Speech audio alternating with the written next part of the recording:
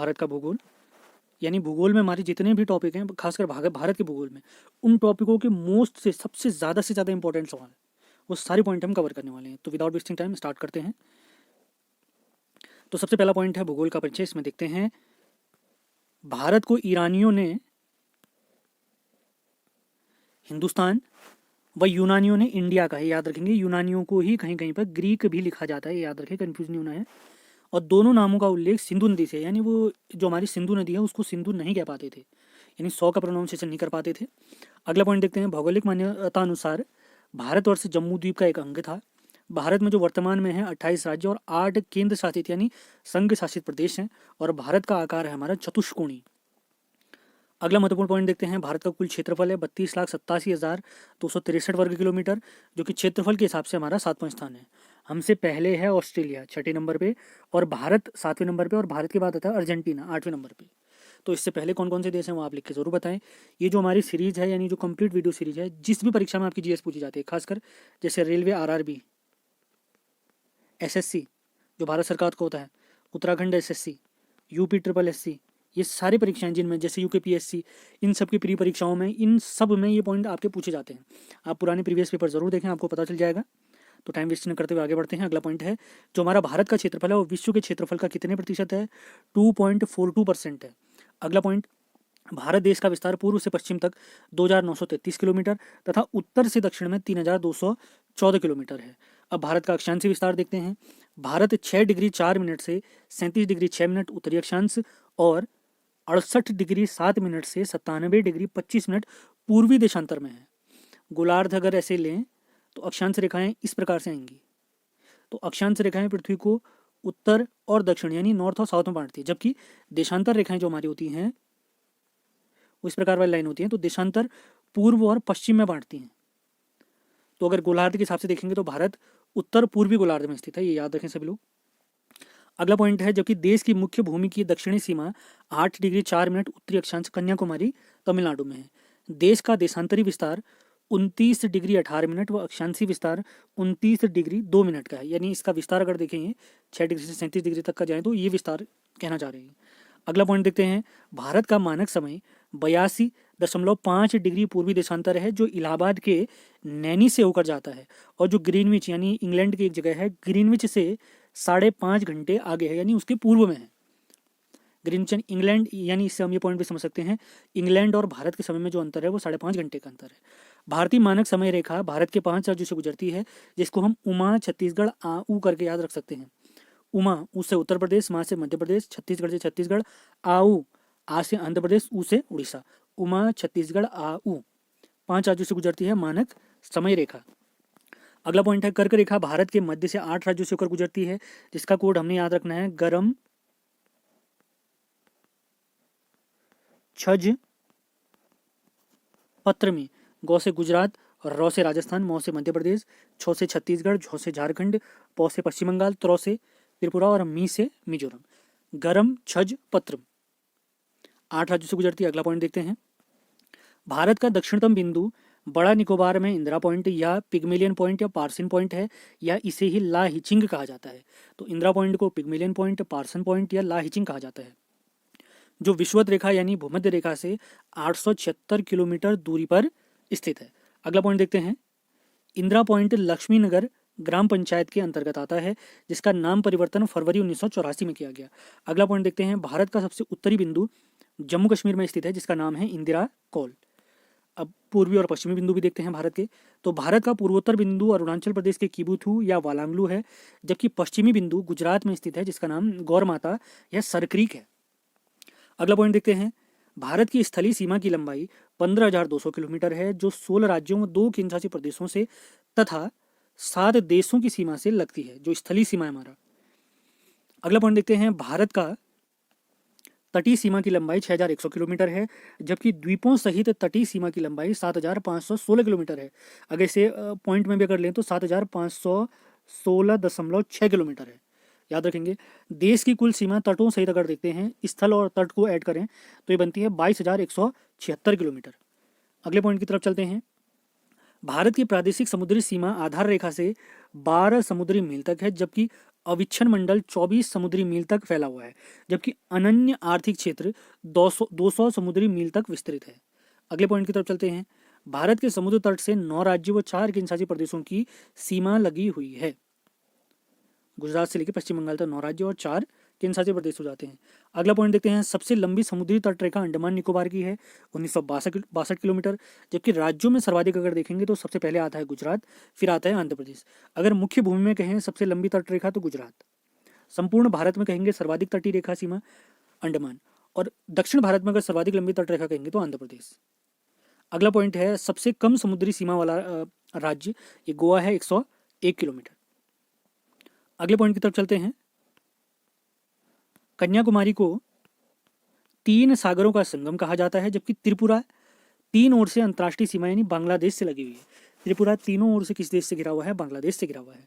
अगला पॉइंट है सिक्किम, पश्चिम बंगाल, अरुणाचल प्रदेश और जम्मू कश्मीर की सीमाएं 3 देशों से लगती हैं। अगला पॉइंट देखते हैं। बंगलुरु व चेन्नई के दक्षिणवर्ती शहर बेंगलोर है। बंगलुरु और चेन्नई में जो दक्षिणवर्ती शहर है वो बेंगलोर है, और भारत का औसत समुद्र तल हम चेन्नई से नापते हैं। अगले पॉइंट की तरफ चलते हैं। पांडिचेरी एक संघशासित प्रदेश है जिसकी सीमा 3 राज्यों में फैली हुई है। माहे केरल में है, यनम आंध्र प्रदेश में, जबकि कराईकल और पांडिचेरी तमिलनाडु में स्थित है। अगले पॉइंट की तरफ चलते हैं। भारत और बांग्लादेश की सीमा रेखा को शून्य रेखा कहा जाता है और 3 बीघा कॉरिडोर इन दोनों देशों के बीच स्थित है। आदम का पुल भारत और श्रीलंका के मध्य स्थित है जिसे श्री राम सेतु भी कहते हैं, और आदम ब्रिज के उत्तर में पाक जल संधि, जबकि दक्षिण में मन्नार की खाड़ी है। अगला पॉइंट देखते हैं। पंबन द्वीप आदम ब्रिज का हिस्सा है जिस पर तमिलनाडु में रामेश्वरम स्थित है, और राम सेतु धनुषकोडी से प्रारंभ होता है। धनुषकोडी से प्रारंभ होता है। अगले पॉइंट की तरफ चलते हैं। भारत के पड़ोसी देश भारत, पाकिस्तान, भूटान, बांग्लादेश, नेपाल भारतीय उपमहाद्वीप में शामिल देश हैं, और भारत की जिनसे सीमा लगती है वो 7 देश हैं, जबकि समुद्र सीमा से लगे देशों को मिलाकर टोटल सीमा हमारी जिन देशों से लगती है उनकी संख्या टोटल हो जाती है 11 देश। स्थलीय सीमा 7 और संपूर्ण अगर देखेंगे तो 11। अब पड़ोसी देशों से रिलेटेड कुछ पॉइंट देखते हैं। भारत, पाकिस्तान, भूटान, बांग्लादेश, नेपाल भारतीय उपमहाद्वीप में शामिल हैं। भारत की स्थलीय सीमा 7 देशों से हम देख चुके हैं, जबकि समुद्री सीमा को मिलाएं तो 11 हमारे टोटल देश हमसे लगे हुए हैं। भारत की समुद्री सीमा 7 देश से लगे हुए हैं, जबकि समुद्री व स्थलीय सीमा से बांग्लादेश, म्यांमार और पाकिस्तान है। भारत की समुद्री सीमा से श्रीलंका, मालदीव, इंडोनेशिया और थाईलैंड लगते हैं। भारत के 16 राज्य व 2 केंद्रशासित प्रदेशों की सीमा पड़ोसी देशों से लगती है, जबकि सर्वाधिक अंतर्राष्ट्रीय सीमा अरुणाचल प्रदेश की है, यानी अरुणाचल प्रदेश सर्वाधिक अंतर्राष्ट्रीय सीमा साझा करता है। भारत की सबसे लंबी स्थलीय सीमा बांग्लादेश से लगती है जिसकी लंबाई 4096 किलोमीटर है, जबकि उसके बाद जो सबसे लंबी सीमा हमारी लगती है वो चीन से लगती है 3488 किलोमीटर। भारत के साथ सबसे कम अंतर्राष्ट्रीय सीमा अफगानिस्तान की है 106 किलोमीटर, और भूटान के साथ हमारी सीमा लगती है 699 किलोमीटर। अगला पॉइंट, भारत और पाकिस्तान के बीच सीमा रेखा की लंबाई 3323 किलोमीटर, जबकि नेपाल से हमारी सीमा लगती है 1751 किलोमीटर। अगले पॉइंट की तरफ चलते हैं।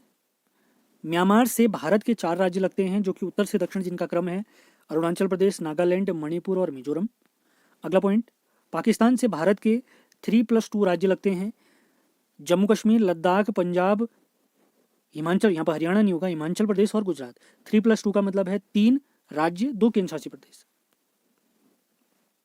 अगला पॉइंट, बांग्लादेश से भारत के 5 राज्य लगते हैं, इनके नाम हैं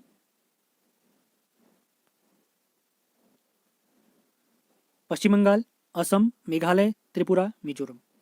चीन से भारत के 4+1 राज्य पश्चिम से पूर्व की ओर क्रमशः निम्न क्रम में लगे हुए हैं, लद्दाख, हिमाचल प्रदेश, उत्तराखंड, सिक्किम, अरुणाचल प्रदेश। 4 राज्य, 4+1 का मतलब क्या है? 4 राज्य और 1 केंद्रशासित प्रदेश। नेपाल से भारत के 5 राज्य लगते हैं, उनका क्रम है उत्तराखंड, उत्तर प्रदेश, बिहार, सिक्किम, पश्चिम बंगाल। सेशन को बहुत ध्यानपूर्वक देखना है, सुनते रहें, बहुत फायदा होगा आपको। अगला पॉइंट देखते हैं। भूटान से भारत के 4 राज्य सिक्किम, असम, अरुणाचल प्रदेश और पश्चिम बंगाल लगते हैं, जबकि अफगानिस्तान से लद्दाख राज्य की सीमा लगती है। अब देखते हैं भारत का भौगोलिक परिदृश्य संरचना। भारत का प्रायद्वीपीय पठार गोंडवाना लैंड का एक भाग था जिसकी संरचना अलग अलग समय की चट्टानों से हुई हैं। जो चट्टानें हैं आर्कियन, धारवाड़ चट्टानें, कुडप्पा, विंध्य क्रम की चट्टानें, गोंडवाना और दक्कन ट्रैप। जब पृथ्वी ठंडी हुई तो सर्वप्रथम आर्कियन क्रम की चट्टानों का निर्माण हुआ जो ग्रेनाइट, ग्रीस और शिष्ट प्रकार की थी। भारत में आर्थिक दृष्टि से प्रमुख चट्टानों वाला केंद्र है धारवाड़ क्रम की चट्टानें, यानी ये आर्थिक दृष्टि से काफ़ी संपन्न है। ये कर्नाटक के धारवाड़ और बेल्लारी क्षेत्र में मिलते हैं। विंध्य क्रम की चट्टानें परतदार हैं जिनका निर्माण जल निक्षेपों से हुआ है। इन चट्टानों में बलुआ पत्थर व पन्ना हीरा प्राप्त होता है। इनका विस्तार राजस्थान से सासाराम तक है। आप लोग लिखकर जरूर बताएं कि सासाराम ये जगह कहाँ पर है, यानी किस राज्य में है। गोंडवाना क्रम की चट्टानों का विकास कार्बोनिफेरस से जुरैसिक युग के बीच हुआ। इन चट्टानों से कोयला प्राप्त होता है। दक्कन ट्रैप में बेसाल्ट के लावा का जमा होता है जिसके क्षरण से काली मिट्टी का निर्माण होता है। भारत में प्रथम ज्वालामुखी क्रिया बिहार की डालमा पहाड़ियों पर धारवाड़ युग से हुई है। अगला पॉइंट, भारत का रूर प्रदेश की उपमा छोटा नागपुर पठार की है, जबकि कोबर की भूसन्नति सिद्धांत को पर्वतों का पालना कहा जाता है। पर्वतों का पालना कहा जाता है।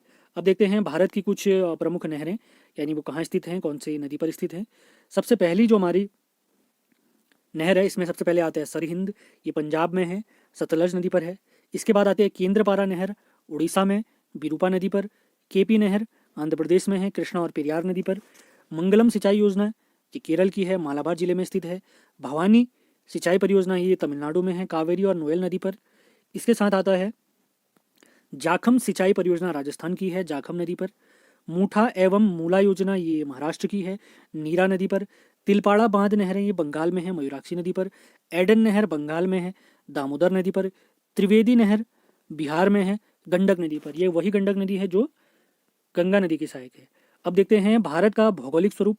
भारत को 4 भौतिक प्रदेशों में बांटा जाता है: पर्वतीय क्षेत्र, प्रायद्वीपीय पठार, विशाल मैदान और तटवर्ती क्षेत्र एवं द्वीप।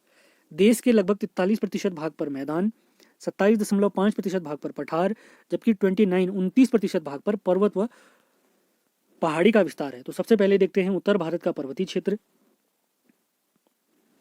भारत में उत्तरी पर्वतमाला सिंधु नदी के मोड़ से ब्रह्मपुत्र नदी के मोड़ तक फैली हुई है। इसकी लंबाई 2500 किलोमीटर है। उत्तर के पर्वतीय क्षेत्र को 4 समानांतर श्रेणियों में विभक्त किया जाता है: ट्रांस हिमालय, ग्रेटर हिमालय जिसको महान हिमालय भी कहते हैं, मध्य लघु हिमालय और शिवालिक हिमालय। ट्रांस हिमालय को तिब्बती या टेथिस हिमालय भी कहा जाता है, जिसका निर्माण हिमालय से पहले हुआ है। वैसे ट्रांस शब्द का अर्थ होता है के पार, यानी हिमालय के पार वाला हिमालय। हिमालय वलित एवं मूरदार पर्वत श्रृंखला है जिसका ढाल तिब्बत की ओर अवतल व भारत की ओर उत्तल है। ट्रांस हिमालय के अंतर्गत काराकोरम श्रेणी, लद्दाख श्रेणी, जास्कर और कैलाश श्रेणी आती हैं, जो जम्मू कश्मीर में क्रमशः पूर्व से पश्चिम तक फैली हुई हैं। भारत की सबसे ऊंची चोटी गॉडविन ऑस्टिन, जिसे K2 गेडविन ऑस्टिन भी कहते हैं, 8,611 मीटर ये ऊंची है। यह काराकोरम श्रेणी की सर्वोच्च चोटी है। विश्व की सबसे बड़ी ढाल वाली चोटी राकापोसी लद्दाख श्रेणी का हिस्सा है। ट्रांस हिमालय से सिंधु, सतलज, ब्रह्मपुत्र जैसी नदियां निकलती हैं और ब्रह्मपुत्र को तिब्बत में सांगपो भी कहा जाता है। इसका अर्थ होता है पवित्र। ट्रांस हिमालय व ग्रेटर हिमालय के बीच सचर जोन या हिंज लाइन पड़ती है। ग्रेटर हिमालय या वृहद हिमालय को हिमाद्री कहते हैं और यह हिमालय की सबसे ऊंची चोटी है। इसकी औसत ऊंचाई 6100 मीटर है। इसके अंतर्गत माउंट एवरेस्ट, कंचनजंगा, धौलागिरी, नंदा देवी, त्रिशूल आदि पर्वत आते हैं। माउंट एवरेस्ट तिब्बत में चोमोलुंगमा और नेपाल में सागरमाथा नाम से जाना जाता है। महान हिमालय कश्मीर के नंगा पर्वत से अरुणाचल प्रदेश के नामचा बरवा तक विस्तृत है। इसकी लंबाई यानी इसका जो विस्तार है वो 2500 किलोमीटर है। ग्रेटर हिमालय व मध्य हिमालय के बीच जो लाइन है उसका नाम है मेन सेंट्रल थ्रस्ट, यानी इसके ऊपर को ग्रेटर हिमालय होगा और इसके नीचे मध्य हिमालय होगा। मध्य हिमालय व लघु हिमालय की औसत ऊंचाई 4500 मीटर है, जिसके तहत पीर पंजाल श्रेणी, धौलाधर श्रेणी, बनिहाल, महाभारत श्रेणी, मसूरी पर्वत श्रेणी आती हैं। पीर पंजाल श्रेणी मध्य हिमालय का पश्चिमी विस्तार कश्मीर में, जबकि धौलाधर श्रेणी शिमला व महाभारत की श्रेणी नेपाल में है। बृहद हिमालय व लघु हिमालय के मध्य कश्मीर घाटी, कुल्लू घाटी और कांगड़ा घाटी आती हैं। कश्मीर घाटी तो जम्मू कश्मीर वाला रीजन हो गया। कुल्लू और जो कांगड़ा घाटी है ये हिमाचल प्रदेश का हिस्सा है। मध्य हिमालय की ढालों पर घास के मैदान को कश्मीर में मर्ग, उत्तराखंड में बुग्याल या पयार कहा जाता है। मध्य हिमालय व शिवालिक हिमालय के बीच मेन बाउंड्री फॉल्ट है। हिमालय का सबसे नवीनतम श्रेणी बाह्य हिमालय या शिवालिक हिमालय है। इसका प्राचीन नाम मैनाक है। इसकी ऊंचाई 1200 मीटर है, औसत ऊंचाई 1200 मीटर है, यानी इससे ऊंचे ही पहाड़ मिलेंगे आपको। मध्य हिमालय व शिवालिक हिमालय के बीच काठमांडू घाटी व दून घाटी पाई जाती हैं। शिवालिक श्रेणी का किस युग का है अगर पूछा जाए तो ये सेनोजोइक युग का है। अरुणाचल प्रदेश की डाफला, मीरी, अबोर और मिश्मी पहाड़ियां शिवालिक श्रेणी के ही भाग हैं। मणिपुर की पटकोई व लुसाई पहाड़ियां और मेघालय की गारो खासी जयंतियाँ पहाड़ियाँ शिवालिक श्रेणी के ही भाग हैं। भारत और म्यांमार के बीच सीमा को अराकान पर्वत कहते हैं। शिवालिक श्रेणी ग्रेट बाउंड्री फोल्ट द्वारा अलग होता है। शिवालिक श्रेणी में उत्तर भारत के मध्य जो बीच के मैदान हैं उनको अग्र हिमालय के भ्रंश पाया जाता है। शिवालिक श्रेणी में उत्तर भारत के मैदान के बीच अग्र हिमालय भ्रंश पाया जाता है। अब देखते हैं हिमालय का वर्गीकरण नदी घाटी के आधार पर। यह वर्गीकरण सिडनी बुरार्ड ने किया था, जिसमें कश्मीर हिमालय, कुमाऊं हिमालय, नेपाल हिमालय और असम हिमालय आते हैं। कश्मीर या पंजाब हिमालय का विस्तार सिंधु नदी से सतलज नदी तक 560 किलोमीटर तक है। कुमाऊं हिमालय का विस्तार सतलज से काली नदी तक है 320 किलोमीटर। नेपाल हिमालय का विस्तार काली नदी से तीस्ता नदी तक 800 किलोमीटर तक फैला हुआ है, जबकि असम हिमालय का विस्तार तीस्ता नदी से ब्रह्मपुत्र नदी के बीच 720 किलोमीटर है। अंडमान निकोबार जो हमारा क्षेत्र है, वहाँ जो पर्वत पाए जाते हैं, ये भी हिमालय श्रेणी का ही हिस्सा है। अब देखते हैं द्वीपों के मध्य स्थित चैनल। चैनल माने मार्ग, एक प्रकार का समुद्री मार्ग, एक स्थल को दूसरे स्थल से जोड़ेगा। ये सबसे पहले आता है 8 degree channel. 8 degree channel Maldives और मिनिकॉय के बीच में है। 9 डिग्री चैनल ये मिनिकॉय और लक्षद्वीप के बीच में है। 10 डिग्री चैनल ये हमारा छोटा अंडमान और निकोबार के बीच है। डंकन पास हमारा दक्षिणी अंडमान व छोटा अंडमान के बीच है। कोको स्टेट माने जल संधि भी कह सकते हैं, या उत्तरी अंडमान और म्यांमार के कोको द्वीप के बीच में फैला हुआ है। कोको द्वीप पहले भारत का ही था, म्यांमार के पास है ये। पाक जल संधि या भारत और श्रीलंका के बीच में है। ग्रेट चैनल ये हमारे इंदिरा पॉइंट और इंडोनेशिया के बीच में। इंदिरा पॉइंट माने अंडमान निकोबार वाला क्षेत्र, इंडोनेशिया के सुमात्रा के बीच में है। अब देखते हैं प्रमुख देश कौन कौन से नंबर पे आते हैं क्षेत्रफल के आधार पर। अगर देखें क्षेत्रफल के आधार पर नंबर 1 में आता है रूस, उसके बाद आता है कनाडा, फिर आता है चाइना के बाद अमेरिका के बाद ब्राज़ील के बाद ऑस्ट्रेलिया के बाद इंडिया। रुक्कू बाई करके आप इसको याद रख सकते हैं, RUCCUBAI। RU से रशिया, C से कनाडा, C से चाइना, U से USA, B से ब्राज़ील, A से ऑस्ट्रेलिया और I से भारत। और जनसंख्या के आधार पर देखें तो नंबर 1 चीन, फिर भारत, अमेरिका, इंडोनेशिया, ब्राज़ील अगर आप देखें जनसंख्या में भी और क्षेत्रफल में 5वें स्थान पे है, फिर पाकिस्तान, फिर बांग्लादेश। अब भारत में क्षेत्रफल के आधार पर देखें तो नंबर 1 पे आता है राजस्थान, फिर मध्य प्रदेश, महाराष्ट्र, उत्तर प्रदेश, गुजरात, कर्नाटक, आंध्र प्रदेश। जनसंख्या के आधार पर नंबर 1 उत्तर प्रदेश, फिर महाराष्ट्र, बिहार, पश्चिम बंगाल। सारे पॉइंट आपने याद रखने, फैक्ट पूछे जाते हैं, काफ़ी इंपॉर्टेंट है ये। अब देखते हैं हिमनद, जिनको ग्लेशियर भी कहते हैं। हिमालय का सबसे बड़ा हिमनद साई समी 158 किलोमीटर है। सियाचिन हिमनद 72 किलोमीटर है, या भारत का सबसे बड़ा हिमनद है। हिस्पर हिमनद 61 किलोमीटर, बैफो हिमनद 60 किलोमीटर, बाल्टोरा हिमनद 58 किलोमीटर। ये काराकोरम श्रेणी के अंतर्गत आते हैं। बैफो व बाल्टोरा हिमनद के पास सिगार घाटी स्थित है, जबकि हिस्पर के पास हुजा घाटी स्थित है। 1984 को भारतीय सेना ने सियाचिन ग्लेशियर पर ऑपरेशन मेघदूत चलाया था। सियाचिन में नुब्रा नदी निकलती है यहाँ से। रूपल व रियो हिमनद जम्मू कश्मीर में स्थित हैं। सिक्किम के जेमू हिमनद व पाहुनरी हिमनद से तीस्ता नदी निकलती है। तीस्ता नदी काफ़ी फेमस नदी। अगला पॉइंट है मिलम व पिंडारी हिमनद उत्तराखंड के कुमाऊं क्षेत्र में है। अब देखते हैं भारत के प्रमुख दर्रे व संकरे मार्ग। भारत का सबसे ऊंचा दर्रा काराकोरम दर्रा है 5654 मीटर लद्दाख क्षेत्र में, जबकि चांगला दर्रा जम्मू कश्मीर में स्थित है। जास्कर श्रेणी पर जोजिला दर्रा श्रीनगर से लेह मार्ग जाता है, जबकि बुर्जिल दर्रे से श्रीनगर व गिलगिट मार्ग गुजरता है। MCQ वाली सीरीज जो हमारे 5 वीडियो आए थे उनमें सारे सवाल हमने कवर किए हुए हैं, तो वो वीडियो जरूर देखने हैं आपने। उत्तराखंड के भी जो 1 लाइनर फैक्ट और हिंदी की MCQ सीरीज चल रही है उसको भी आपने फॉलो करना है, लगातार वीडियो देखने हैं, तब जाके आपकी तैयारी अच्छी हो जाएगी। और आप सभी को जो अभी हाल ही में पुलिस भर्ती भी आई है उसकी बहुत बहुत शुभकामनाएं। तो लगातार तैयारी में लग जाइए आप लोग, बहुत फ़ायदा होगा आपको। सेल्फ स्टडी बहुत ज़रूरी है। कोचिंग और ये इस प्रकार की क्लास तो चलती रहेंगी, लेकिन सेल्फ स्टडी पे ज़्यादा फोकस किया जाए तो पेपर निकलने की ज़्यादा संभावना है। तो इस बार फिजिकल भी पहले होने वाला है, तो फिजिकल के लिए भी तैयारी में लगे रहें। फिजिकल में भी अपना 100% दे सभी लोग। शुभकामनाएं हैं एक बार फिर से सभी को। तो स्टार्ट करते हैं। बनिहाल दर्रा जम्मू कश्मीर और श्रीनगर मार्ग जिस पर जवाहर सुरंग है, जबकि पीर पंजाल दर्रा कुलगाम से कोठी को जोड़ता है। शिपकिला दर्रा हिमाचल प्रदेश से सतलज नदी भारत में प्रवेश करती है, जो जास्कर श्रेणी पर स्थित है। रोहतांग दर्रा हिमाचल प्रदेश के पीर पंजाल श्रेणी पर, जबकि लुंगलाचा दर्रा मनाली से लेह को जोड़ता है। अगला है बाड़ा लाचला दर्रा, हिमाचल प्रदेश में मणि लेह मार्ग जाता है, जबकि देवसा दर्रा कुल्लू घाटी में पड़ता है। लिपुलेख दर्रा उत्तराखंड में मानसरोवर यात्रा मार्ग पर है, जबकि माणा व नीति दर्रा चमोली में स्थित है। नाथुला दर्रा सिक्किम राज्य में, जबकि जेलेपला दर्रा सिक्किम की चुम्बी घाटी में स्थित है। अगला पॉइंट है डोंकिया दर्रा, सिक्किम में चलामू झील के पास स्थित है, चोलाम्यू झील भी कहते हैं इसको। यांगयाब दर्रा से ब्रह्मपुत्र नदी भारत में प्रवेश करती है, जबकि बोमडिला दर्रा अरुणाचल प्रदेश के तवांग घाटी में स्थित है।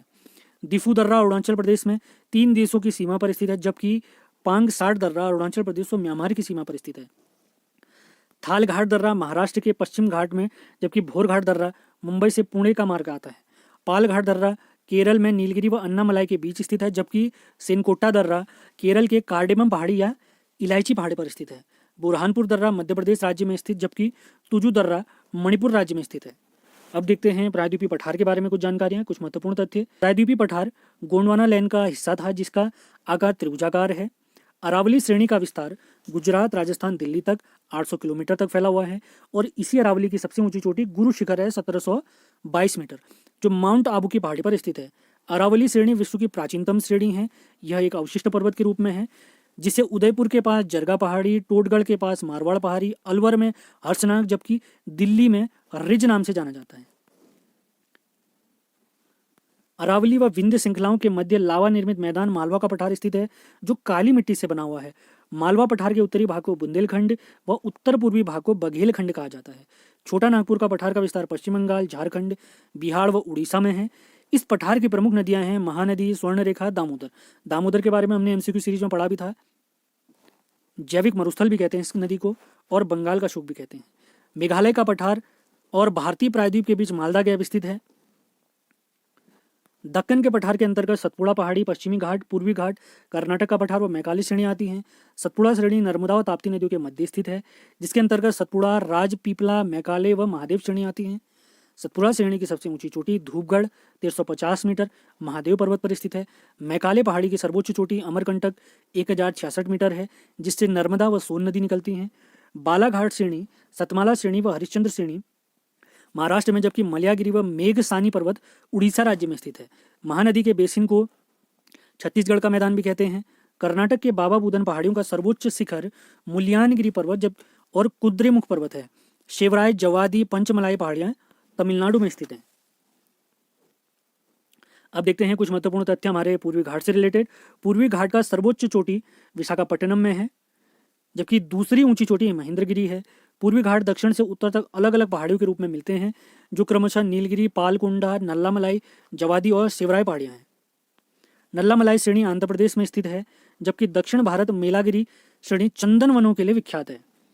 पूर्वी घाट व पश्चिमी घाट नीलगिरी पहाड़ी पर मिलते हैं। मोस्ट इंपॉर्टेंट पॉइंट याद रखना है, नीलगिरी पर्वत श्रेणी का सर्वोच्च शिखर दोदा बेट्टा है, 2636 मीटर ऊंचाई है, और यह दक्षिण भारत की दूसरी सबसे ऊंची चोटी भी है, दोदा बेट्टा। अब देखते हैं पश्चिमी घाट।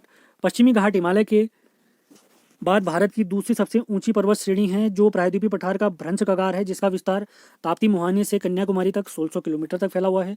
पश्चिमी घाट को साद्री नाम से भी जाना जाता है, जिसके दो भाग हैं, उत्तरी साद्री और दक्षिणी साद्री।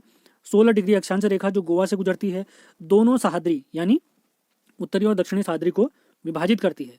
उत्तरी सह्याद्री का सर्वोच्च शिखर कालसुबाई 1646 मीटर, दूसरी ऊंची चोटी महाबलेश्वर 1438 मीटर, यहाँ से कृष्णा नदी निकलती है महाबलेश्वर से।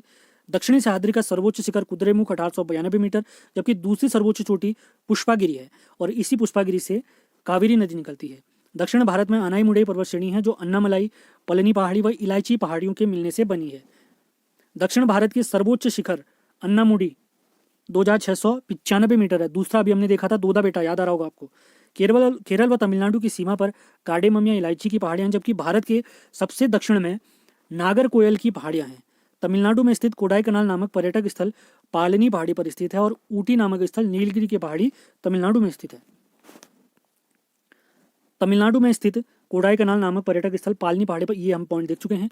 अगला पॉइंट देखते हैं तटीय मैदानों से रिलेटेड। भारत तटीय मैदान हमारा टॉपिक है। भारत के पश्चिमी तट में गुजरात से गोवा तक के तट को कोंकण तट, गोवा से कर्नाटक मैंगलोर तक के तट को कनारी तट या कन्नड़ तट कहते हैं।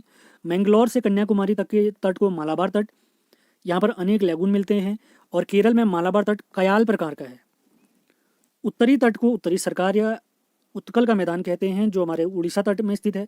हुगली व कृष्णा नदी के डेल्टा इसी के मध्य में स्थित है।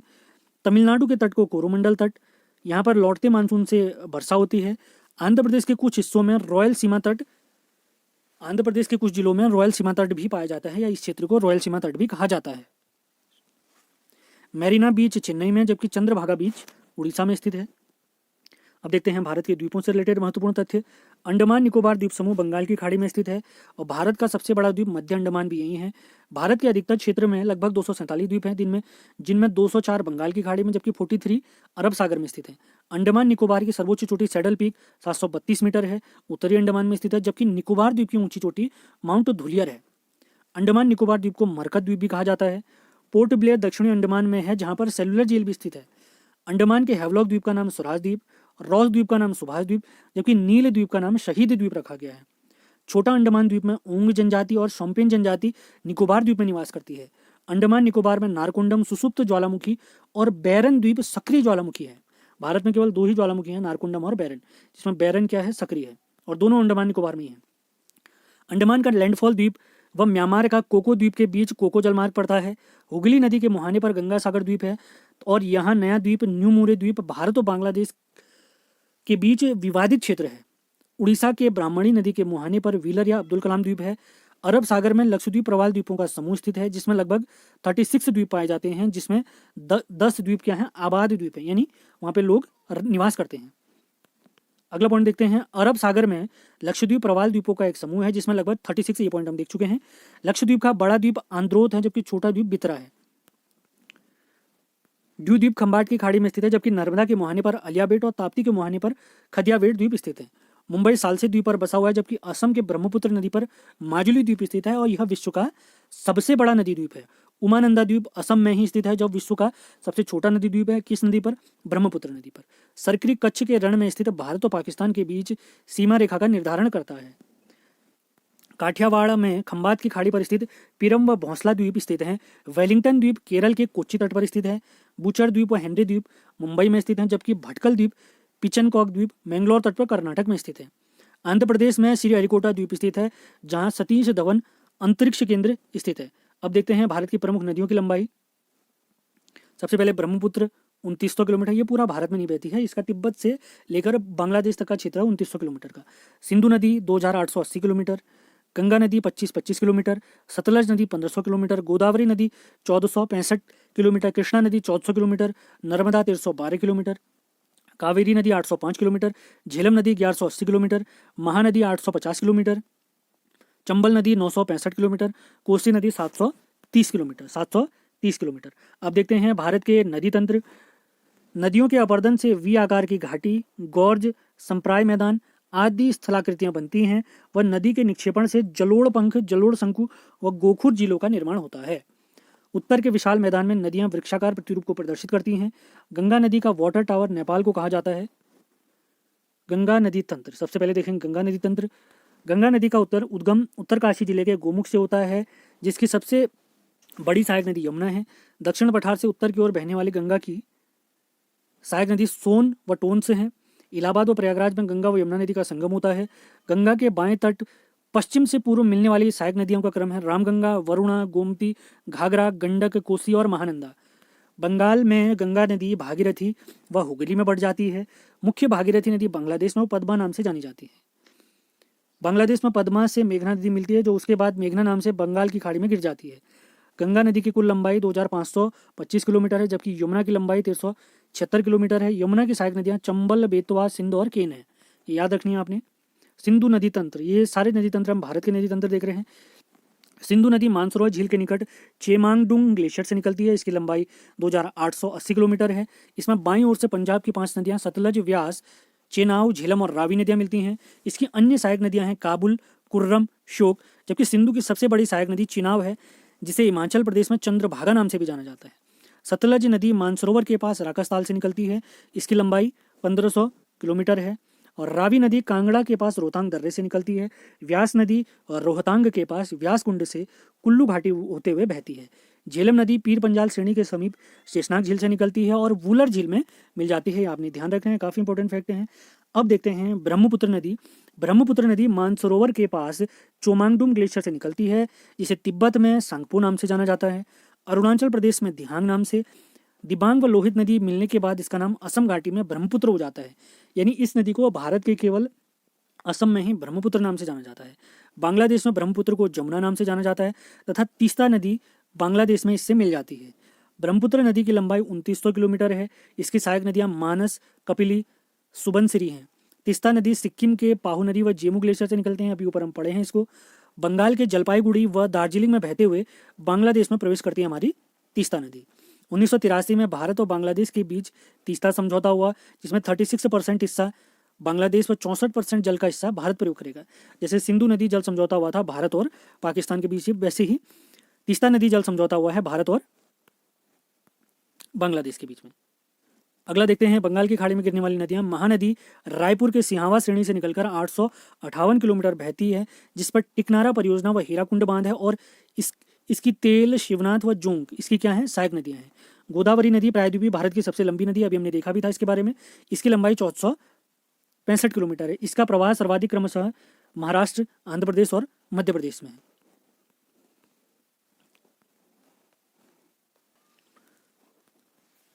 अब देखते हैं गोदावरी नदी के बारे में कुछ जानकारी। गोदावरी नदी नासिक पहाड़ी में स्थित त्र्यंबक से निकलती है, अभी हमने देखा भी था इस बारे में भी, एमसीक्यू वाली सीरीज में हम इसको कवर कर चुके हैं।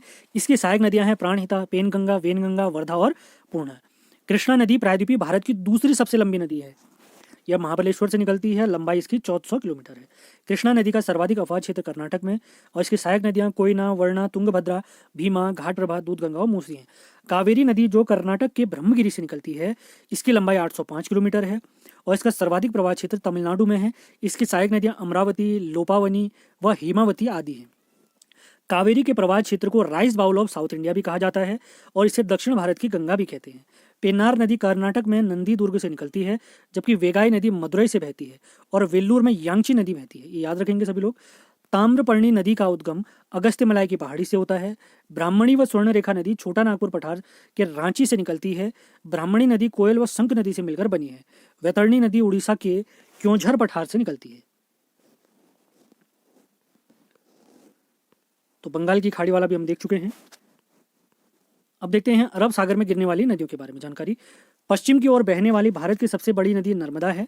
अमरकंटक की चोटी से इसका उद्गम होता है, और इसकी लंबाई 1312 किलोमीटर है, और इसका सर्वाधिक प्रवाह क्षेत्र है मध्य प्रदेश में।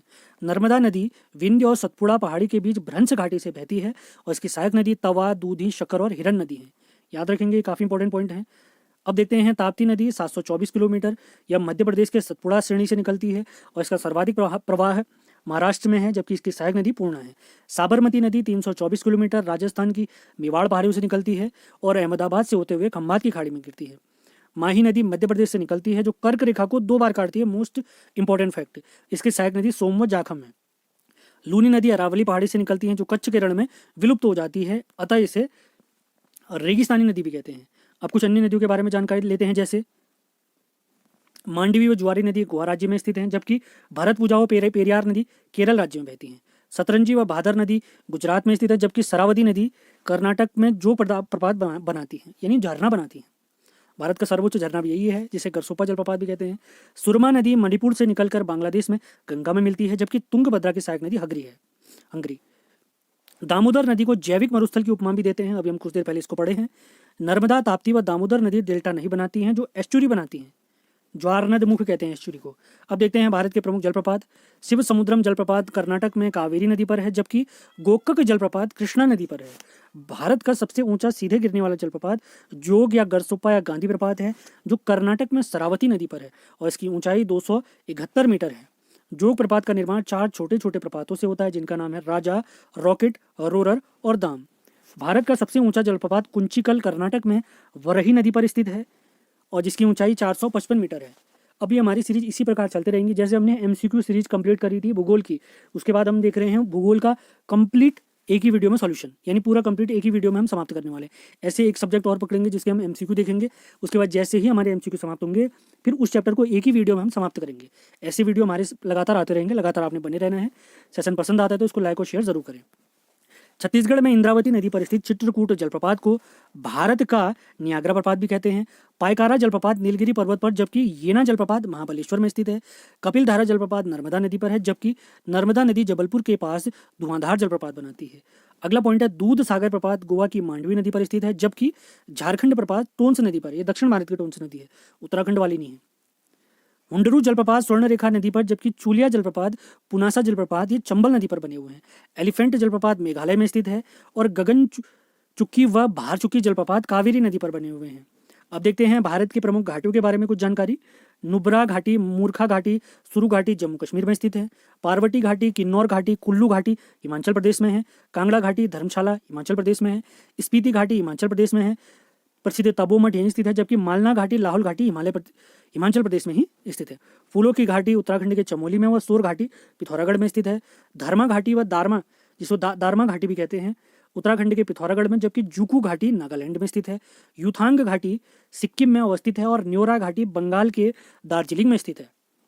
कंबन घाटी तमिलनाडु में, जबकि शांत घाटी केरल में जैव विविधता के लिए प्रसिद्ध है। अब देखते हैं भारत की प्रमुख झीलों के बारे में जानकारी। झीलों के अध्ययन को लिम्नोलॉजी कहते हैं। भारत में मीठे पानी की सबसे बड़ी झील वुलर झील पर तुलबुल परियोजना स्थित है, जो झेलम नदी पर बनी हुई है। महाराष्ट्र में लोनार झील एक क्रेटर झील है, क्रेटर माने ज्वालामुखी द्वारा बनी हुई। जबकि राजस्थान की सांबर झील वायु द्वारा निर्मित है। भारत की सबसे बड़ी लैगून या अनूप झील उड़ीसा की चिल्का झील है। और रुद्र सागर झील आपने याद रखना है, मध्य प्रदेश में स्थित है। भारत में अगला पॉइंट है, खारे पानी का सबसे बड़ी झील सांबर झील है तथा अन्य खारे पानी की झील अष्टमुडी झील है, जो कि हमारे केरल में स्थित है। अगले पॉइंट की तरफ चलते हैं। भारत का सबसे लंबी झील वेमना झील है, जो केरल में स्थित है, वेलिंगटन द्वीप पर।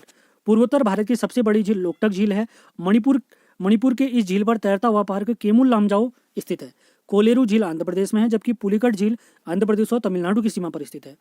अब देखते हैं भारत की सबसे बड़ी मानव निर्मित झील वल्लभ पंत सागर है, जो रिहंद नदी पर निर्मित है। उकाई बांध है ताप्ती नदी पर, जबकि गोविंद सागर जलाशय भाखड़ा नगर बांध पर हिमाचल प्रदेश में स्थित है। राणा प्रताप सागर व जवाहर सागर चंबल नदी पर, जबकि राजस्थान में गांधी सागर चंबल नदी पर बने हुए मध्य प्रदेश में स्थित है। नागार्जुन सागर बांध आंध्र प्रदेश में कृष्णा नदी पर स्थित है, याद रखेंगे। स्टेनले जलप्रपात कावेरी नदी पर बने मेटूर बांध का जलाशय है, जो तमिलनाडु में स्थित है। हुसैन सागर झील हैदराबाद व सिकंदराबाद के बीच स्थित झील है, जबकि सुखना झील चंडीगढ़ में स्थित है। चपनाला झील असम में स्थित है, जबकि फुलहर झील उत्तर प्रदेश के गोमती नदी पर स्थित है। और रेणुका झील हिमाचल प्रदेश में स्थित है, जबकि रेणुका डैम 6 राज्यों की परियोजना है। खजियार झील में हिमाचल प्रदेश में स्थित है। खजियार झील कहाँ स्थित है? हिमाचल प्रदेश में स्थित है। अब देखते हैं भारत की जलवायु की विशेषता। भारत की जलवायु उष्णकटिबंधीय मानसूनी प्रकार की है और भारत में सर्वाधिक वर्षा मेघालय की खासी पहाड़ी पर स्थित चेरापूंजी के मासिनराम में होती है। मानसून एक अरबी भाषा का शब्द है जिसका अर्थ है एक वर्ष के दौरान वायु की दिशा में ऋतु के अनुसार परिवर्तन होना। भारत में सबसे कम वर्षा लेह में होती है, जबकि लौटते मानसून द्वारा तमिलनाडु के कोरोमंडल तट में बारिश होती है। भारत में औसत वार्षिक वर्षा 112 सेंटीमीटर से 125 सेंटीमीटर के बीच होती है, जबकि भारत में सर्वाधिक वर्षा पर्वतीय प्रकार की वर्षा होती है। भारत में मानसूनी प्रस्फोट के लिए पूर्वी जेट प्रवाह को जिम्मेदार माना जाता है, जबकि सबसे पहले दक्षिणी पश्चिमी मानसून केरल के तट पर पहुंचता है। 15 जुलाई को संपूर्ण भारत पर दक्षिण पश्चिमी मानसून का प्रभाव पड़ता है। अस्थायी तौर पर गर्म जलधारा का एक विकास होता है जिसे एल नीनो कहते हैं, जो क्रिसमस के समय बहना शुरू होती है। भारतीय मौसम विभाग ने वर्ष को 4 ऋतुओं में बांटा है: ग्रीष्म, शीत, वर्षा व हेमंत या लौटता मानसून। ग्रीष्म ऋतु में उत्तर मैदानों में बहने वाले शुष्क गर्म पवनों को लू कहा जाता है। बंगाल व असम में गरज के साथ वर्षा होती है जिसे नार्वेस्टर या काल बैसाखी कहते हैं। कर्नाटक व केरल में पूर्वी मानसूनी वर्षा से आम जल्दी पक जाते हैं, जिस वर्षा को मैंगो शावर या आम्र वर्षा भी कहते हैं। कोपेनहेगन ने वर्षा व तापमान के आधार पर भारत को 8 जलवायु प्रदेशों में बांटा है। ये ध्यान रखेंगे, काफी इंपॉर्टेंट फैक्ट है। अब देखते हैं भारत की प्रमुख मृदाएं, मृदा माने मिट्टी के बारे में देखेंगे। भारतीय कृषि अनुसंधान परिषद ने 1986 में भारत में 8 प्रमुख व 27 गौण प्रकार की मिट्टियों की पहचान की है। केंद्रीय मृदा संरक्षण बोर्ड का गठन 1953 में हुआ और मृदा के अध्ययन को पेडोलॉजी कहते हैं।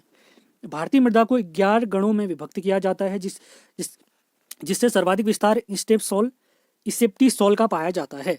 भारत में सर्वाधिक जलोढ़ प्रकार की मृदा का विस्तार मिलता है, जो लगभग 43% है, और ये मिट्टी नदियों के अपरदन से बनती है। नई जलोढ़ जहां बाढ़ का पानी हर साल पहुंचता है उसे खादर कहा जाता है, जबकि पुरानी जलोढ़ को भांगर कहा जाता है। भारत में दूसरी सर्वाधिक मृदा लाल मृदा पाई जाती है, जिसका सर्वाधिक विस्तार तमिलनाडु में है। इसका लाल रंग लौह अयस्क के कारण होता है। अगला पॉइंट देखते हैं। काली मिट्टी का सर्वाधिक विस्तार महाराष्ट्र में पाया जाता है, जिसे काली कपास मिट्टी और स्थानीय भाषा में रेगुर कहा जाता है। अंतर्राष्ट्रीय स्तर में चरनोजम कहते हैं इसे। सर्वाधिक जल धारण करने की क्षमता भी काली मिट्टी की है। इसके सूखने पर इसमें दरारें स्वतः पड़ने के कारण स्वतः जुताई वाली मिट्टी भी कहते हैं। किसे? काली मिट्टी को। दलदली मृदाओं को पीट मृदा भी कहते हैं। जिसमें सर्वाधिक कार्बनिक पदार्थों की मात्रा होती है और इसमें मैंग्रोव वनस्पति उगती है। दलदली मृदाओं को पीट मृदा, ये हम देख चुके हैं। लवणी मृदा को रेह, कल्लर, ऊसर आदि नामों से जाना जाता है। इसे क्षारीय मृदा भी कहते हैं। मृदा निर्माण में सर्वाधिक क्वार्ट्ज खनिज का प्रयोग होता है, जबकि मृदा में जीवाश्म या ह्यूमस की मात्रा लगभग 5 से 10% होती है।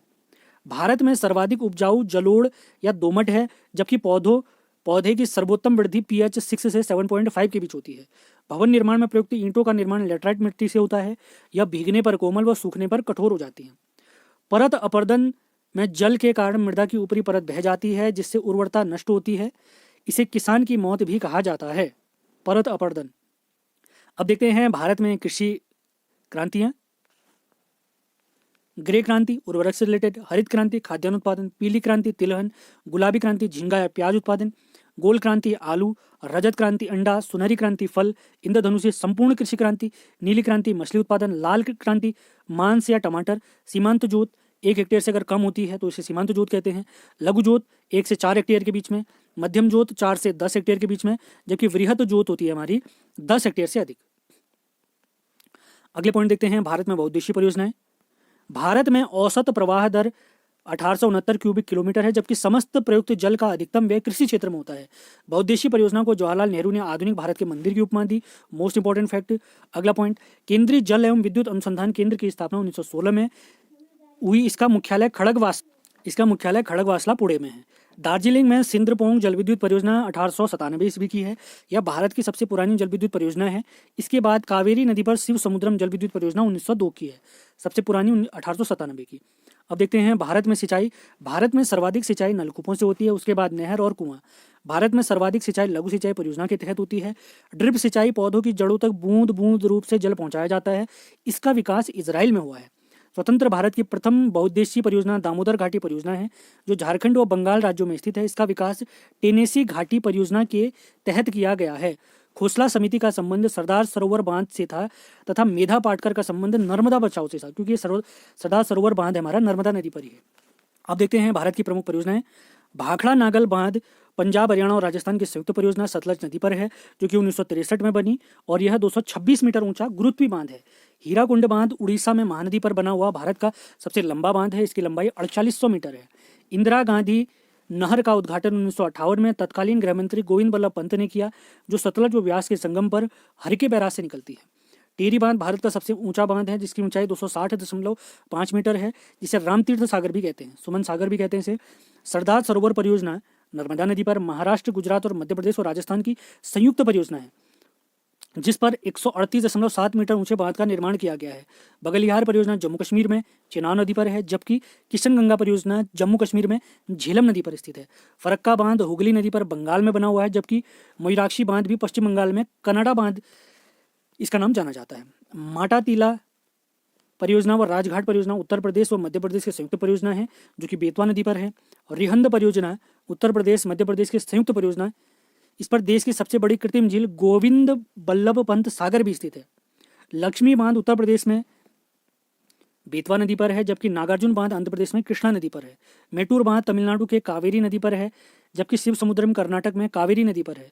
उरी परियोजना व तुलबुल परियोजना जम्मू कश्मीर में झेलम नदी पर स्थित है। श्री सेलम और अलमाटी बांध, ये दोनों बांध कृष्णा नदी पर आंध्र प्रदेश में स्थित है। तीस्ता परियोजना सिक्किम में और सोन परियोजना बिहार में स्थित है। जायकवाड़ी परियोजना गोदावरी पर महाराष्ट्र में स्थित है। तीन बांध पंजाब में रावी नदी पर, जबकि पोंग बांध हिमाचल में व्यास नदी पर बना हुआ है। नाथपा झाकरी परियोजना हिमाचल प्रदेश में सतलज नदी पर। माही परियोजना गुजरात में जमनालाल बजाज सागर बना हुआ है। कोयना व गिरना परियोजना महाराष्ट्र में स्थित है। दुलहस्ती परियोजना, बगलिहार परियोजना और सलाल परियोजना जम्मू कश्मीर में चिनाब नदी पर स्थित है। घाट प्रभा व माल प्रभा परियोजना कर्नाटक में स्थित है, जबकि तवा परियोजना और वारगी परियोजना मध्य प्रदेश में स्थित है। भीमा फेज 1 फेज 2 परियोजना महाराष्ट्र में पवाना नदी पर स्थित है। रविशंकर सागर मध्य प्रदेश में महानदी पर है, जबकि पेरियार और इडुक्की परियोजना केरल में स्थित है। निजाम सागर परियोजना आंध्र प्रदेश में मंजरा नदी पर स्थित है। अगला पॉइंट देखते हैं, उकाई परियोजना और काकरापार परियोजना ताप्ती नदी पर गुजरात में स्थित है, जबकि औराई बांध औराई नदी पर राजस्थान में स्थित है। पंचमपाद परियोजना आंध्र प्रदेश में गोदावरी नदी पर स्थित है। ओबरा बांध रिहंद नदी पर और तिलैया बांध बराक नदी पर है। हिटकल परियोजना घाट प्रभा नदी पर कर्नाटक में, और पाइकारा परियोजना तमिलनाडु में स्थित है, याद रखना है, काफ़ी इंपॉर्टेंट फैक्ट। अगली परियोजना देखते हैं, रंजीत सागर बांध रावी नदी पर पंजाब में स्थित है, जबकि दुर्गापुर बैराज बंगाल और झारखंड में दामोदर नदी पर है। चूखा परियोजना व ताला परियोजना वांगचू नदी पर भारत और भूटान की संयुक्त परियोजना है। संकोश परियोजना भी भूटान में स्थित है। पंचेश्वर परियोजना महाकाली नदी पर भारत और नेपाल की संयुक्त परियोजना है, जबकि कोसी परियोजना बिहार व नेपाल की संयुक्त परियोजना है। कलपोंग जल विद्युत परियोजना अंडमान निकोबार में स्थित है। अब देखते हैं भारतीय परिवहन व्यवस्था।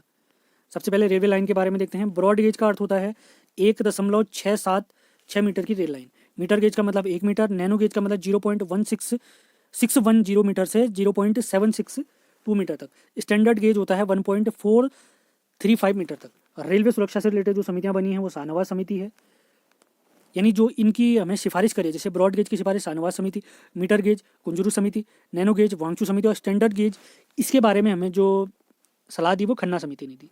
अब अगला देखते हैं भारत में रेल परिवहन। भारत में रेल परिवहन की शुरुआत 16 अप्रैल 1853 को मुंबई के थाने के बीच 34 किलोमीटर हुई, जिसका नाम ब्लैक ब्यूटी था। भारत में दूसरी रेलगाड़ी 1854 में कोलकाता से रानीगंज के बीच 180 किलोमीटर चलाई गई। देश की प्रथम विद्युत रेल का प्रारंभ फरवरी 1925 में बम्बई से कुर्ला के बीच हुआ। डेक्कन क्वीन प्रथम बिजली चालित ट्रेन थी। रेलवे लोगों पर 17 तारे लगे हुए हैं। लोगो जो उनका होता है एक प्रकार का चिन्ह जैसा। भारतीय रेलवे एक्ट 1890 को पारित हुआ, जबकि रेलवे बोर्ड की स्थापना 1905 में हुई। भारतीय रेल का राष्ट्रीयकरण 1950 को, जबकि 1924 को रेल बजट को आम बजट से अलग कर दिया गया। देश की मेट्रो रेल के लिए 1972 में कलकत्ता मेट्रो के रूप में रखी गई। देश की पहली मेट्रो अक्टूबर 1984 को कोलकाता से दमदम के बीच डॉलीगंज तथा दूसरी 2002 में दिल्ली से सादरा के बीच 30 हजारी तक चली थी। देश की सबसे लंबी दूरी तय करने वाली रेलगाड़ी विवेक एक्सप्रेस है, जो डिब्रूगढ़ से कन्याकुमारी तक चलती है। डिब्रूगढ़ असम में, कन्याकुमारी तमिलनाडु में। भारतीय रेलवे 18 जोनों व 73 डिवीजनों में विभक्त है, जबकि 21 रेलवे भर्ती बोर्ड हैं। 2021 के आंकड़े हैं ये। रेलवे स्टाफ कॉलेज बड़ौदा में स्थित है, जबकि राष्ट्रीय रेल संग्रहालय नई दिल्ली में 1970 से स्थित है। रेल परिवहन प्रबंधन संस्थान लखनऊ में स्थित है। स्वतंत्र भारत के पहले रेल मंत्री जॉन मथाई जी थे, जबकि प्रथम महिला रेल मंत्री ममता बनर्जी रही हैं। देश का सबसे पुराना भाप इंजन फेरी क्वीन है, जबकि जॉर्ज स्टीफेंसन को रेलवे का पितामह कहा जाता है। अगला पॉइंट देखते हैं। ई श्रीधरन जी को मेट्रोमैन कहा जाता है। सुरेखा यादव जी पहली महिला ट्रेन चालक हैं। भारत में पहली बुलेट ट्रेन इलाहाबाद से मुंबई के बीच चलाई गई थी। ये इसको चलाया जाना प्रस्तावित है, याद रखना है अपने। शताब्दी एक्सप्रेस का संबंध जवाहरलाल नेहरू के जन्म दिवस से संबंधित है, यानी उनके 100 वर्षों कंप्लीट होने के उपलक्ष्य में इसको स्टार्ट किया गया। इसकी शुरुआत 1988-89 में की गई। भारत की पहली राजधानी एक्सप्रेस 1969 में हावड़ा से दिल्ली के बीच चली। डेक्कन उड़ीसा ट्रेन महाराष्ट्र से चलती है, जबकि महाराजा एक्सप्रेस मुंबई से दिल्ली व कोलकाता के बीच चलती है।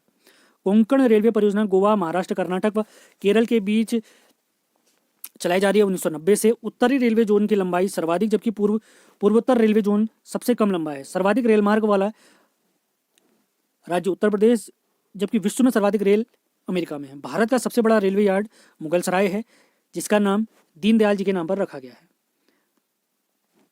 भारत की सबसे तेज रफ्तार से चलने वाली जो रेलगाड़ी है वंदे भारत एक्सप्रेस है, जो दिल्ली से वाराणसी के बीच चली। भारत की प्रथम मोनो रेल मुंबई में 2014 में चलाई गई। भारत की एकमात्र हॉस्पिटल सुविधा वाली ट्रेन लाइफलाइन एक्सप्रेस है। भारतीय रेलवे का शुभंकर भूलू है। सबसे बड़ा रेलवे पुल बोगीबिल ब्रिज ब्रह्मपुत्र नदी पर असम में बनाया गया है, काफ़ी इंपॉर्टेंट। भारत और पाकिस्तान के बीच समझौता एक्सप्रेस ट्रेन चलती है, और भारत और बांग्लादेश के बीच जो चलती है ट्रेन वो है मैत्री एक्सप्रेस ट्रेन। सर्वाधिक दूरी तय करने वाली ट्रेन विवेक एक्सप्रेस है, डिब्रूगढ़ से कन्याकुमारी तक चलती है। इसके बाद हिमसागर एक्सप्रेस जम्मू से कन्याकुमारी तक। सर्वाधिक लंबी ट्रेन शेषनाग ट्रेन है, जिसकी लंबाई 2.8 किलोमीटर है। भोपाल एक्सप्रेस पहली रेलगाड़ी जिसे ISO 1901 प्रमाण पत्र मिला है। शान ए बंगाल एक्सप्रेस पहली CCTV लेस रेलगाड़ी है। अगला देखते हैं भारत में जल परिवहन। भारत के प्रमुख राष्ट्रीय जलमार्ग NW1 यानी नेशनल वाटरवे इलाहाबाद से हल्दिया तक 1986 का है। गंगा और हुबली नदी पर 1620 kilometre. NW2 national waterway 2 Sadia से दुबरी के बीच 1988 में ब्रह्मपुत्र नदी पर 891 किलोमीटर। NW3 कोलम से कोटपुरम केरल में मालाबार में स्थित है, 205 kilometre. NW national waterway 4 Kakinada Marakkanam तक आंध्र प्रदेश में गोदावरी और कृष्णा नदी पर 1100 किलोमीटर लंबा है नेशनल वाटरवे। अगला पॉइंट देखते हैं। केंद्रीय अंतर्देशीय जलमार्ग प्राधिकरण कोलकाता में स्थित है। भारतीय अंतर्देशीय जलमार्ग प्राधिकरण का गठन 1986 में हुआ। इसका मुख्यालय नोएडा उत्तर प्रदेश में है। अगले पॉइंट की तरफ चलते हैं। जलमार्ग विधेयक 2015 के तहत देश में 106 नए जलमार्गों को राष्ट्रीय जलमार्ग घोषित किया गया है। अब तक देश में कुल 11 राष्ट्रीय जलमार्ग हैं। सागरमाला परियोजना के तहत भारतीय तटीय क्षेत्रों में बंदरगाहों का आधुनिकीकरण एवं बंदरगाहों का विकास करना है, जबकि भारतमाला परियोजना के तहत तटीय क्षेत्रों में 4 से 6 लेन सड़कों का निर्माण करना है। भारतीय जहाजरानी विश्वविद्यालय की स्थापना 2008 में चेन्नई में की गई, जबकि भारतीय जहाजरानी निगम लिमिटेड की स्थापना 2 अक्टूबर 1961 को की गई। अब देखते हैं भारत के कुछ प्रमुख बंदरगाहों के बारे में जानकारी। भारत में 13 बड़े बंदरगाह हैं, 2 नए बंदरगाह सागर हैं बंगाल में और दूगरा राजपट्टनम में आंध्र प्रदेश में प्रस्तावित है। गुजरात का दाहेज बंदरगाह रसायनों की पूर्ति से संबंधित है, जबकि डायमंड पोतरा से कोलकाता बंदरगाह में स्थित है। कांगड़ा बंदरगाह गुजरात में कच्छ की खाड़ी में एक ज्वारी बंदरगाह है, जिसे मुक्त व्यापार क्षेत्र घोषित किया गया है। अब देखते हैं कुछ इनके बारे में अन्य जानकारियां। भारत का सबसे बड़ा बंदरगाह बंबई है, जो एक प्राकृतिक बंदरगाह है। जुआरी नदी के मुहाने पर मार्मुगोवा बंदरगाह है, एक प्राकृतिक बंदरगाह है जो गोवा में स्थित है। कोचीन बंदरगाह लैगून पर स्थित है, प्राकृतिक बंदरगाह है, चेन्नई में स्थित। देश का सबसे गहरा बंदरगाह विशाखापट्टनम है, जो डॉल्फिन नोज पहाड़ी के पीछे आंध्र प्रदेश में स्थित है। अगले पॉइंट देखते हैं, एन्नौर या कामराज बंदरगाह तमिलनाडु में स्थित भारत का प्रथम सबसे बड़ा कंप्यूटराइज्ड व निगमित बंदरगाह है। इसका विकास एडीबी यानी एशियाई विकास बैंक ने किया। चेन्नई बंदरगाह एक कृत्रिम व खुला सागरी बंदरगाह है, जो देश का सबसे पुराना पूर्वी बंदरगाह है, जिससे आंध्र प्रदेश का बरकीम शहर व तमिलनाडु का कम्बुरजुआ नहर जुड़ी हुई है। पारादीप बंदरगाह उड़ीसा में महानदी के मुहाने पर कृत्रिम बंदरगाह है। तूतीकोरिन या चिदम्बरम पत्तन को तमिलनाडु में मत्स्य पत्तन कहते हैं। नहवा सेवा या जवाहर बंदरगाह बंबई में स्थित कृत्रिम पत्तन है। कोलकाता बंदरगाह हुगली नदी के किनारे स्थित एक पत्तन है, इसका सहायक बंदरगाह हल्दिया है। कुद्रेमुख लॉ एस्क निर्माण निर्यात की सुविधा मंगलौर पत्तन से मिलती है और भटकल बंदरगाह कर्नाटक में स्थित है। अब देखते हैं भारत में वायु परिवहन के बारे में कुछ जान। भारत में वायु परिवहन का प्रारंभ 1911 में हुआ। इलाहाबाद से नैनी के बीच वायुयान से डाक ले जाई गई। 1953 में वायु परिवहन का राष्ट्रीयकरण किया गया, जबकि अक्टूबर 1953 में एयर इंडिया का राष्ट्रीयकरण किया गया। एयर इंडिया का शुभंकर महाराजा है, जबकि लोगो उड़ते हंस पर कोणार्क चक्र है। पवन हंस हेलीकॉप्टर्स लिमिटेड की स्थापना 1985 में हुई। एयरपोर्ट अथॉरिटी ऑफ इंडिया की स्थापना अप्रैल 1995 में की गई, जिसका कार्य एयरपोर्ट का प्रबंधन करना है। मध्य प्रदेश एयर टैक्सी की सुविधा लागू करने वाला पहला राज्य है। प्रथम स्वदेशी निर्मित यात्री विमान का नाम सारस था। अब देखते हैं भारत के प्रमुख हवाई अड्डे।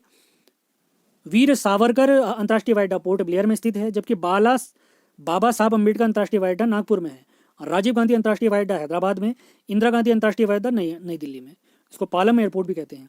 सरदार पटेल अंतर्राष्ट्रीय हवाई अड्डा अहमदाबाद में, जबकि नेताजी सुभाष चंद्र बोस अंतर्राष्ट्रीय हवाई अड्डा कोलकाता में। लाल बहादुर शास्त्री अंतर्राष्ट्रीय हवाई अड्डा वाराणसी में व चौधरी चरण सिंह अंतर्राष्ट्रीय हवाई अड्डा लखनऊ में है। देवी अहिल्याबाई होलकर अंतर्राष्ट्रीय हवाई अड्डा इंदौर मध्य प्रदेश में, जबकि केम्पेगौड़ा अंतर्राष्ट्रीय हवाई अड्डा बेंगलुरु कर्नाटक में है। काफी इंपॉर्टेंट फैक्ट है, याद रखने आपने। बगडोगरा अंतर्राष्ट्रीय हवाई अड्डा सिलीगुड़ी में है, जबकि अन्ना अंतर्राष्ट्रीय हवाई अड्डा चेन्नई तमिलनाडु में है। गोपीनाथ बारदोली अंतर्राष्ट्रीय हवाई अड्डा गुवाहाटी में स्थित है, याद रखना है। अब देखते हैं भारत में सड़क परिवहन। राष्ट्रीय राजमार्ग का रखरखाव केंद्र सरकार करती है, जिनका कुल 2% हिस्सा है, लेकिन कुल सड़क यातायात का 40% का प्रयोग यही हमारे राष्ट्रीय राजमार्ग करते हैं, जो केवल 2% है। केंद्रीय सड़क नीति का निर्माण 1929 में हुआ। भारत का सबसे बड़ा राष्ट्रीय राजमार्ग NH-44 है, जो श्रीनगर से कन्याकुमारी तक जाता है, जो 11 राज्यों से होकर बहता है। इसकी लंबाई 3745 किलोमीटर है। देश का दूसरा सबसे बड़ा राष्ट्रीय राजमार्ग NH-27 है, जो पोरबंदर गुजरात से असम तक जाता है। तीसरा राष्ट्रीय राजमार्ग NH-19 है, 19 है, जो दिल्ली से कोलकाता तक है, जबकि चौथा NH कोलकाता से चेन्नई तक जाता है। देश का सबसे छोटा राष्ट्रीय राजमार्ग NH-47A है, जो कोच्चि से वेलिंगटन तक केवल 6 किलोमीटर है। राष्ट्रीय राजमार्गों का चौराहा कानपुर को कहते हैं। सर्वाधिक राष्ट्रीय राजमार्गों की लंबाई उत्तर प्रदेश में, जबकि सड़क मार्गों की दृष्टि से महाराष्ट्र पहले स्थान पर है। सीमा सड़क संगठन बॉर्डर रोड ऑर्गेनाइजेशन, इसका गठन मई 1960 में हुआ। इसका काम सीमावर्ती क्षेत्रों में सड़क निर्माण करना है। राष्ट्रीय परिवहन दिवस 10 नवंबर को मनाया जाता है और सड़क सुरक्षा सप्ताह जनवरी माह में मनाया जाता है। रोड रिसर्च इंस्टीट्यूट दिल्ली में है। सर्वाधिक कच्ची सड़कों वाला राज्य उड़ीसा है, जबकि पक्की सड़कों वाला राज्य सर्वाधिक महाराष्ट्र में है। सड़क निर्माण कार्य और योजनाएं। राष्ट्रीय राजमार्ग विकास परियोजना या NHDP का कार्य राष्ट्रीय राजमार्ग का निर्माण करना है। NHDP स्वर्णिम चतुर्भुज योजना के तहत 5846 किलोमीटर लंबाई की सड़क निर्माण कर दिल्ली, मुंबई, चेन्नई व कोलकाता महानगरों को जोड़ना है। NHDP की वित्तीय व्यवस्था ईंधन कर व टोल टैक्स पर आधारित होती है। प्रधानमंत्री ग्राम सड़क योजना की शुरुआत, काफी इंपॉर्टेंट फैक्ट, 25 दिसंबर 2000 को हुई।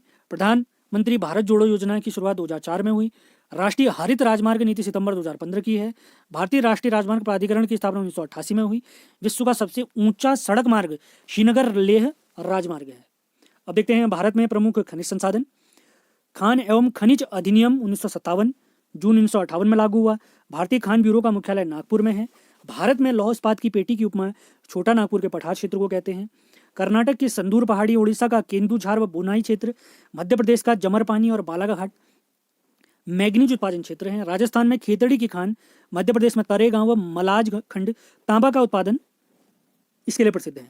राजस्थान की जावर खान में जस्ता, सीसा, चांदी के भंडार पाए जाते हैं। कोहिनूर हीरा आंध्र प्रदेश की गोलकुंडा खान से निकाला गया था और मुगल पीट और लोफ एक प्रकार का हीरे हैं। कर्नाटक की कोलार व हट्टी की खानें, आंध्र प्रदेश में रामगिरी की खानें में सोने के भंडार पाए जाते हैं। इन क्षेत्रों में सोना का पहला परिशोधन कारखाना महाराष्ट्र के सिरपुर में लगाया गया। झारखंड का जादूगोड़ा यूरेनियम के लिए प्रसिद्ध है। भारत में सर्वाधिक थोरियम अयस्क मिलता है जो केरल के मोनोजाइट रेत से प्राप्त होता है। मोनोजाइट रेत से। अब भारत के प्रमुख अयस्क संबंधित क्षेत्र देख लेते हैं। सबसे पहला आता है बेलाडीला, राजरा पहाड़ी छत्तीसगढ़ में है, लौह अयस्क के लिए प्रसिद्ध है।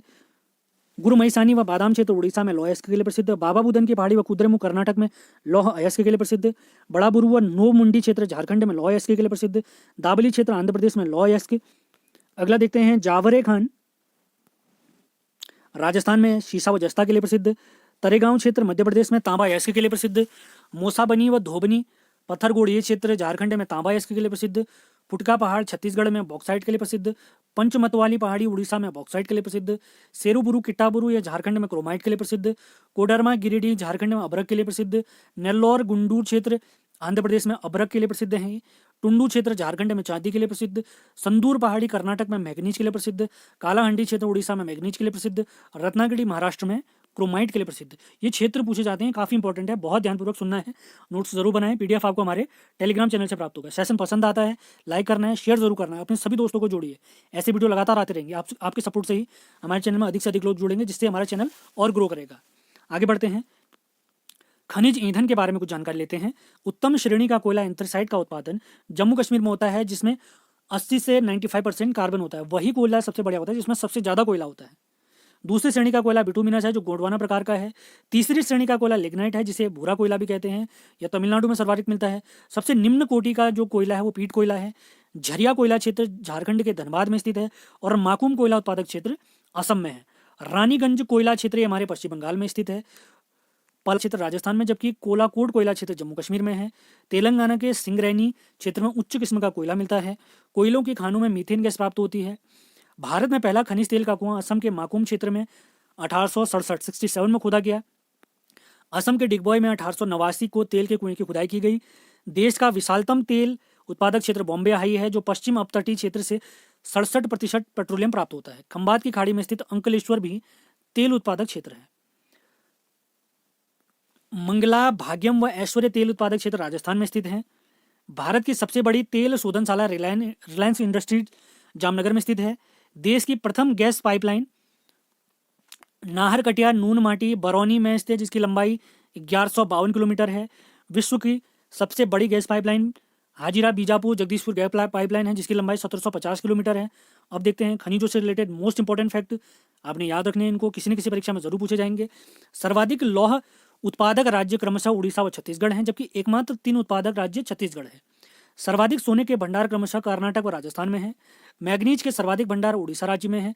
तांबा का सर्वाधिक भंडार राजस्थान में, जबकि सर्वाधिक उत्पादन मध्य प्रदेश। सर्वाधिक अभ्रक उत्पादन व भंडार आंध्र प्रदेश में, जबकि अभ्रक सीड उत्पादन भारत पहले नंबर पे है। बॉक्साइट का सर्वाधिक भंडार उड़ीसा में है। चांदी व सीसा का सर्वाधिक उत्पादन झारखंड में होता है। भारत में कोयले के सर्वाधिक भंडार झारखंड में है। झारखंड का जादूगोड़ा व राजस्थान का भीमवाड़ा यूरेनियम का उत्पादक क्षेत्र है। भारत विश्व का सर्वाधिक थोरियम उत्पादक राष्ट्र है जो केरल की मोनोजाइट रेत से प्राप्त होता है। ये पॉइंट हम पहले पढ़ चुके हैं। अब देखते हैं भारत में ऊर्जा संसाधन, ये हमारा अंतिम टॉपिक होने वाला है भूगोल का। कोयला, पेट्रोलियम, गैस एवं परमाणु ऊर्जा को नॉन रिन्यूएबल ऊर्जा स्रोत कहा जा सकता है। मतलब इन्हें दोबारा उत्पादित नहीं कर सकते हम, एक बार हो गए तो खत्म हो जाएंगे। इन्हें परंपरागत स्रोत भी कहते हैं। सौर ऊर्जा, पवन ऊर्जा, भूतापी ऊर्जा, जल विद्युत ऊर्जा, इन्हें रिन्यूएबल एनर्जी स्रोत या गैर परंपरागत स्रोत भी कहते हैं। जल विद्युत को श्वेत कोयला या हरित ऊर्जा की उपमा दी गई है। देश का सर्वाधिक जल शक्ति विभव ब्रह्मपुत्र बेसिन का है। भारत का प्रथम जल विद्युत संयंत्र 1897 में दार्जिलिंग के सिद्रपोंग में 130 किलोवाट का लगा था। सर्वाधिक जल विद्युत उत्पादन हिमाचल प्रदेश में होता है। राष्ट्रीय जल विद्युत निगम की स्थापना 1975 में हुई। भारत में सर्वाधिक ऊर्जा का उत्पादन तापीय विद्युत से होता है। केंद्रीय विद्युत अनुसंधान संस्थान बेंगलोर में है, जबकि राष्ट्रीय विद्युत प्रशिक्षण संस्थान फरीदाबाद में स्थित है। कोरबा ताप विद्युत संयंत्र छत्तीसगढ़ में है, जबकि सिंगरौली ताप विद्युत संयंत्र उत्तर प्रदेश में है। तलचर ताप विद्युत संयंत्र अंगुल उड़ीसा में, जबकि अंता ताप विद्युत संयंत्र राजस्थान में स्थित है।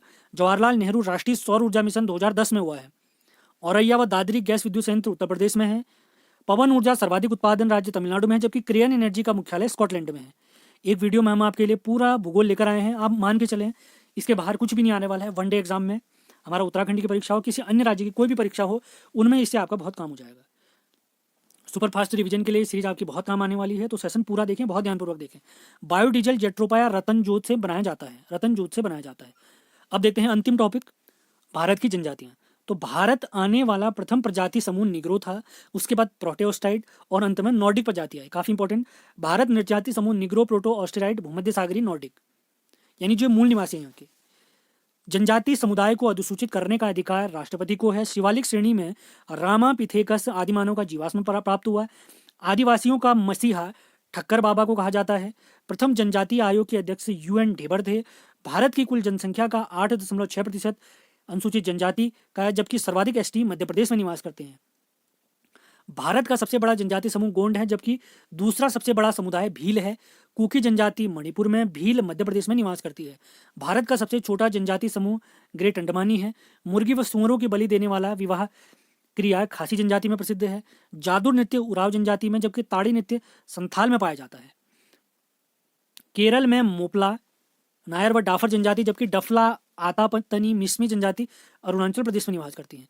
ओंग व सेंटलीस जनजाति अंडमान निकोबार में रहती हैं, जबकि जारवा व सोमपेन जनजाति भी निकोबार में निवास करती है। सिक्किम में लेप्चा जनजाति, जबकि गद्दी जनजाति हिमाचल प्रदेश में निवास करती है। सांसी जनजाति पंजाब में निवास करती है, जबकि संथाल, मूणा और हो जनजाति झारखंड में निवास करती है। राजी खुशी विवाह हो जनजाति में पाया जाता है, जबकि हरण विवाह गोंड में पाया जाता है।